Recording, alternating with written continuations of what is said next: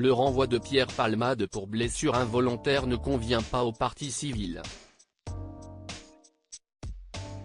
Dans un communiqué relayé par l'AFP, Mebatik, le représentant de la partie civile, dit trouver cette décision absurde. L'accident de Pierre Palmade le 10 février 2023, la vie de Pierre Palmade a basculé. Alors qu'il conduisait une voiture sous l'emprise de stupéfiants, l'humoriste a provoqué un grave accident. Il a heurté de plein fouet un autre véhicule, causant ainsi des dommages irréparables. Une enquête a été ouverte le jour suivant cet accident.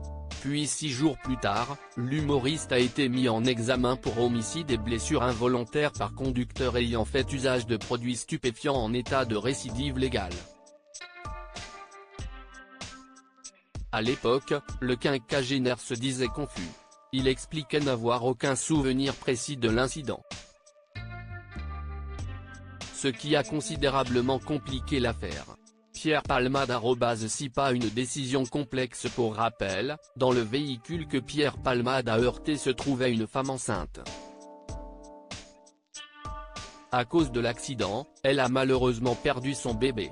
Cela a rendu l'affaire encore plus complexe. Parce qu'aux yeux de loi, un fœtus n'a pas d'existence légale, la qualification des méfaits a longtemps fait l'objet d'un débat. La question était de savoir si Pierre Palmade devait être jugé pour blessure involontaire, ou pour homicide involontaire.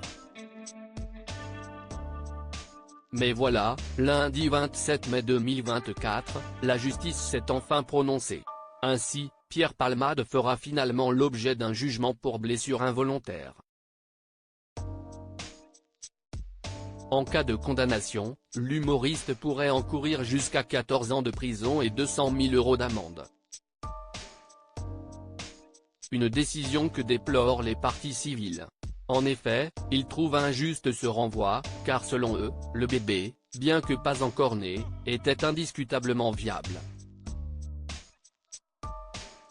Mebatik a expliqué dans un communiqué relayé par l'AFP, les parties civiles que nous représentons déplorent évidemment ce choix, au regard des éléments du dossier et du droit positif, mais également au regard de la décence et de l'humanité les plus élémentaires. En ce qui le concerne, l'humoriste dit se sentir mal pour ce qu'il a provoqué. Lors de son interrogatoire de première comparution, il a fait part de son immense regret vis-à-vis de la perte du bébé. « Je suis obsédé par ça, par le bébé qui est mort », a-t-il déclaré.